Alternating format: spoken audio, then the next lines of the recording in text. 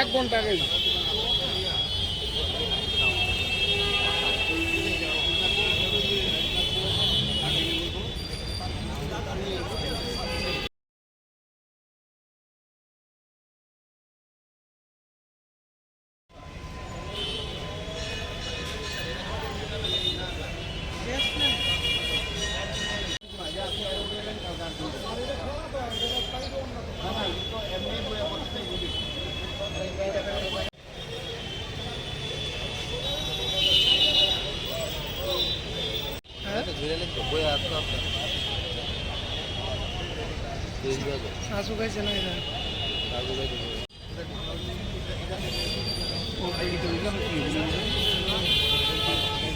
অবগত আছেন গত বিধানসভা নির্বাচনের প্রাক্কালে আমাদের যানজট মুক্ত করার জন্য শহরে একটি সিদ্ধান্ত নিয়েছিলাম। সেই ক্ষেত্রে দেখা গিয়েছিল বটতলা অংশে, যেটা শিববাড়ি থেকে দশমীঘাট এবং রোয়াংশে রোডের মধ্যে কিছু দোকান অবৈধভাবে বহুদিন ধরে ব্যবসা করছিলেন, তাদেরকে ছড়িয়ে দেওয়া হয়েছিল এবং বাজারে এখানে যে নেশা বিক্রি হতো সেগুলি আমরা ভেঙে দিয়েছিলাম।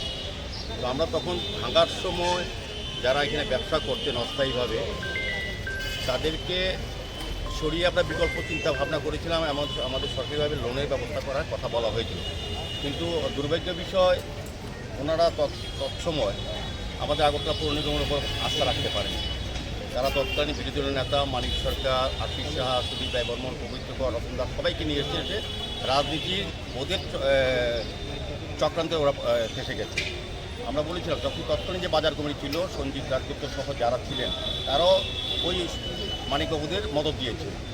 তখন তারা সত্যিকারে যারা প্রাপ্য বা যাদের দোকান ছিল তাদেরকে আমার দেওয়ার মানসিকতা ছিল। যে কোনো কারণে বাজার বন্টন করেছে, অনেক নাটক, অনেক রাজনীতি করা হয়েছিল। তবুও আমরা মানবিক দৃষ্টিকোণে আমাদের রাজ্যের মাননীয় মুখ্যমন্ত্রী, যিনি এই এলাকার বিধায়ক ডক্টর মানিক শাহ, উনিও বলেছেন যে ওদেরকে বিকল্প একটা ব্যবস্থা করা যায়। যেহেতু দীর্ঘদিন ধরে তারা গরিব অংশের মানুষ, তারা এদের সংসার পরিচালনা করেন এই অর্থ দিয়ে বা এই ব্যবসা করে, সেদিকে মানবিক দৃষ্টিকোণে আমার সরকার এবং আগরতলা পৌর নিগম আমরা চিন্তা করেছি তাদেরকে বিকল্প ব্যবস্থা করা। যাই হোক, জায়গার ব্যবস্থা করা তো হচ্ছিল না। যাই হোক, আমরা সিদ্ধান্ত নিই, যেহেতু আমরা কথা দিয়েছি যারা এখানে প্রকৃত এটা তারা আগে পেতেন, কিন্তু আগের যারা বাজার কমিটির সঙ্গে যুক্ত ছিলেন তাদেরকে বলেছিলাম লিস্ট দেওয়ার জন্য। তারা এখানে আমরা প্রকৃত অর্থে 18 জন ব্যবসায়ী আছে, ক্ষুদ্র ব্যবসায়ী, যাদেরকে আমরা ব্যবস্থা করব। কিন্তু তখন দেখা গিয়েছিল 28 জনের লিস্ট দেওয়া হয়েছে, 10 জন লোক বাকি ঢুকিয়ে দিয়েছিল। সেই কারণে আমরা লিস্টটা পুরো বাতিল করেছি, আমাদের নিজেরা সার্ভে করেছি এবং তাদের সঙ্গে সম্মুখভাবে আমরা কথা বলেছি।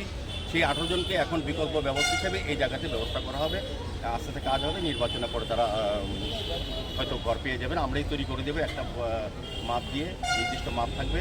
প্রতি 18 জনকে আমরা এখানে জায়গা দেবো, এখানে একটা পার্ক করা হবে, এই জায়গাটা খালি রাখা হবে, আমাদের দেবো, যাতে যারা এখানে ব্যবসা তাদের অসুবিধা না হয়, আর যারা ব্যবসা করছিলেন তাদের যাতে এখন সুযোগ হয় সেই ব্যবস্থা করা হবে। আজকে আমরা এই জায়গাটা পরিদর্শনে এসেছি এবং যারা 18 জন তাদের সঙ্গে কথা বলেছি, লিস্টটা একটা ফাইনাল করে ডিসিশন নিয়ে নেব।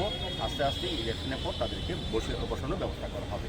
আজকে আমাদের মধ্যে এখানে এই ওয়ার্ডে যিনি কর্পোরেটর জামিলদাস চৌধুরী মহোদয় আছেন, এমসি মেম্বার আমাদের তুষারকান্তি ভট্টাচার্য আছেন, আমাদের কর্পোরেটর নিত্যপ্রহদেব মহোদয় আছেন, আমাদের কমিশনার সাহেব আছেন ডক্টর শৈলেশ যাদব, আমাদের অ্যাডিশনাল কমিশনার সাজ্জাদি, আমাদের অ্যাসিস্ট্যান্ট কমিশনারগণ, আমাদের বোর্ডের ইঞ্জিনিয়ার সুদেবী, বিভিন্ন আধিকারিক এসেছেন, আমাদের সমাজসেবী সংঘ এবং যিনি সঙ্গে যুক্ত থাকেন সবসময় আমাদের সহযোগিতা করেন।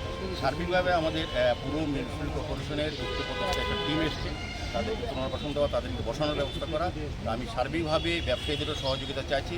বা এই এলাকার যারা ব্যবসা করে তাদেরকে সহযোগিতা আমরা শহরকে সুন্দর রাখা, পরিচ্ছন্ন রাখা, যানজট মুক্ত করার যে পরিকল্পনা সরকার এবং আমাদের সেই দিশাতে আমরা কাজ করব। আস্তে আস্তে আমরা বটতলা বাজারকেও আমরা নতুনভাবে সাজানোর চেষ্টা করছি। যে কিছুদিন আগে অগ্নিকাণ্ডে কিছুটা ঘর, অনেকগুলো ঘর পড়ে গিয়েছিল। আমাদের মাননীয় মুখ্যমন্ত্রী কথা দিয়েছেন, আমরা পৌরনিগমকে কথা দিয়েছি, বাজার বিজ্ঞানসম্মতভাবে আধুনিক বাজার তৈরি করা হবে। সেক্ষেত্রে আমরা কাজ শুরু করব নির্বাচনের পরে। তো আমার আশা থাকবে ব্যবসায়ীরা আমাদেরকে সহযোগিতা করবেন, কারণ এটা আমাদের, আমিও বলবো, আমি ব্যক্তিগত বলবো, মেয়র হিসেবে আমার একটা চ্যালেঞ্জ, এই বটতলা বাজারের উন্নয়ন করবো। যে কোনো যেই অবস্থায় থাকি আমি বটতলা বাজারের উন্নয়নের সঙ্গে, সরকারের সঙ্গে থেকে পৌর নিগম আমরা এই কাজগুলি করবো। আমি সার্বিকভাবে সকলের সহযোগিতা চাইছি।